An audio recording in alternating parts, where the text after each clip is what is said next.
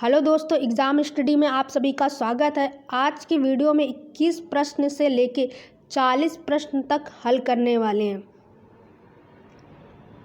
हैं जो आपके एग्ज़ाम से बहुत ही महत्वपूर्ण रहने वाले हैं। तो चलिए स्टार्ट करते हैं। आज का 21वां प्रश्न हमारा क्या है? या वर्ड का उच्चारण स्थान क्या है? या वर्ड किससे उच्चारण किया जाता है? कंठ, मूर्धन्य, दंत या तालु? तो या वर्ड का उच्चारण तालु से किया जाता है, तो इसका सही आंसर है बी नंबर तालु। अगला प्रश्न है 22 नंबर। या वर्ड का उच्चारण स्थान क्या? या वर्ड है जो हमारा, उसका उच्चारण स्थान क्या है? तालु, मूर्धन्य, कंठ तालव या दंत? तो या का वर्ड का उच्चारण है वो तालु से है। ये चा वर्ग के अंतर्गत आते हैं। चा वर्ग में चा, छा, चा वर्ग में चा, छा, जा, झा, ये सभी चा वर्ग में आते। इन सभी का भी उच्चारण तालु से होता है और इया भी हमारा जो है वो चा वर्ग में ही आता है। तो इसका जो उच्चारण है वो तालु से होगा और इसका जो सही आंसर है वो ए नंबर है। ठीक है, अगला प्रश्न है 23 नंबर। 23 नंबर प्रश्न है, निम्नलिखित में से कौन सा वर्ड तालव और नासिका है? नासिका से भी बोला जाता हो और तालव्य से, तो यहाँ पर क्या हो जाएगा? इया हमारा जो वर्ड है वो नासिका से भी और तालव्य से दोनों से बोला जाता है और ये चा वर्ग के अंतर्गत आता है। ठीक है, अगला प्रश्न है 24 नंबर। 24 नंबर हमारा प्रश्न है, निम्नलिखित ध्वनियों में से बताएं कि कौन सा वर्ड ओष्ठ नहीं है। ओष्ठ वर्ड कौन सा नहीं है? टा या पा, फा और भा। पा वर्ग में ही फा आता है और भा भी, तो ये तीनों हमारे जो हैं ये ओष्ठ से बोले जाते हैं, बल्कि टा जो हमारा है ये ओष्ठ से नहीं बोला जाता। तो ये हमारे मूर्धन में आता है, मूर्ध वर्ग में। तो इसका जो उच्चारण है वो मूर्धा से होता है। तो इसका जो सही आंसर है वो टा है।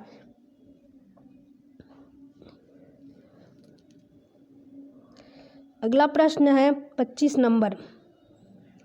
उच्चारण स्थान की दृष्टि से का वर्ग के सभी वर्ण क्या कहलाते हैं? उच्चारण स्थान की दृष्टि से का वर्ग के सभी वर्ग क्या कहलाते हैं? तो कंठ कहलाते। का वर्ग में क्या आता है? का वर्ग में खा, गा, घा, ये सभी जो वर्ण हैं ये सब वर्ण का वर्ग के अंतर्गत आते हैं और इनका उच्चारण कंठ है। प्रश्न नंबर 26 है हमारा, सा, सा, हा कौन से व्यंजन कहलाते हैं? ये हमारे कौन से व्यंजन होते हैं? तो ये ऊष्म व्यंजन होते हैं और इनकी संख्या है ये 4 है। तो इसका सही आंसर है बी नंबर ऊष्म व्यंजन। एक ही सेम क्वेश्चन हो गया। 26 के बाद 27 नंबर। निम्नलिखित में से कंठ ध्वनियाँ कौन सी हैं? कंठ ध्वनियाँ हमारी कौन सी हैं जो कंठ से बोली जाती हैं? तो का, खा, गा। का वर्ग के अंदर खा, गा, ये सब हमारे किससे? कंठ से बोले जाते हैं। तो का, खा, ये इसका सही आंसर हो जाएगा सी नंबर का और खा, ये हमारे कंठ ध्वनियाँ हैं। प्रश्न नंबर 28, चा, छा, जा, झा, इया, ये ध्वनियाँ क्या कहलाती हैं? ये ध्वनियाँ किसके अंतर्गत आती हैं? तो तालव्य के अंतर्गत आती हैं। कंठ में का वर्ग आता है, मूर्धन में टा वर्ग और दंत ओष्ठ में हमारा आता है ता वर्ग। ठीक है, आगे देखिए अगला प्रश्न है, हिंदी वर्णमाला में संयुक्त अक्षर कौन से हैं? हिंदी वर्णमाला में संयुक्त अक्षर कौन से हैं? तो डी नंबर, इसका सही आंसर है छत्र, ज्ञा, ये हमारे संयुक्त अक्षर हैं। इनकी जो संख्या होती है वो 4 होती है, छत्र, ज्ञा और स्रा। इस तरीके से ये 4 होते हैं हमारे। ठीक है, अगला 30 नंबर प्रश्न है हमारा, हिंदी में मूलतः वर्णों की संख्या कहलाती है। हिंदी में मूलतः वर्णों की संख्या कहलाती है। हिंदी में मूलतः कितने वर्ण होते हैं?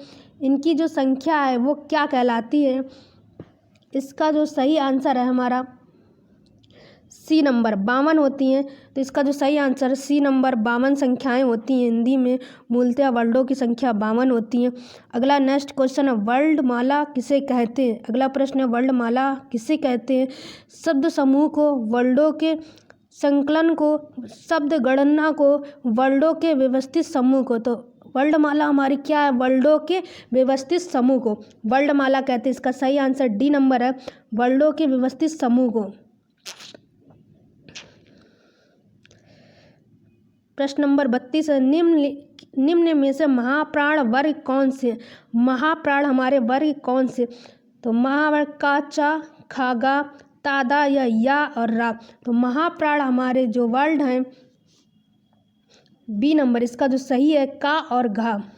महाप्राण हमारे क्या होते हैं, का, खा, गा और घा, इस तरीके से। तो एक वर्ड एक छोड़कर अल्प प्राण होते का और गा, खा और घा महाप्राण होते हैं। हमारे एक एक वर्ड छोड़कर होते हैं।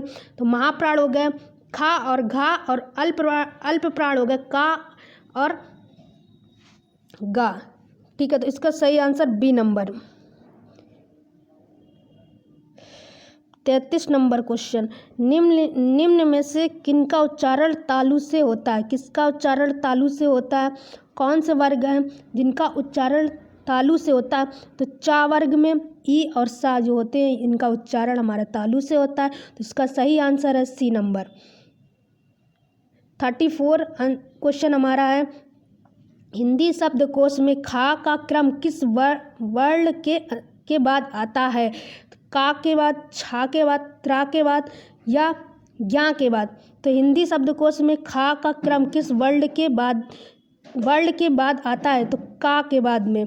इसका जो सही आंसर है वो का हो जाएगा, ए नंबर।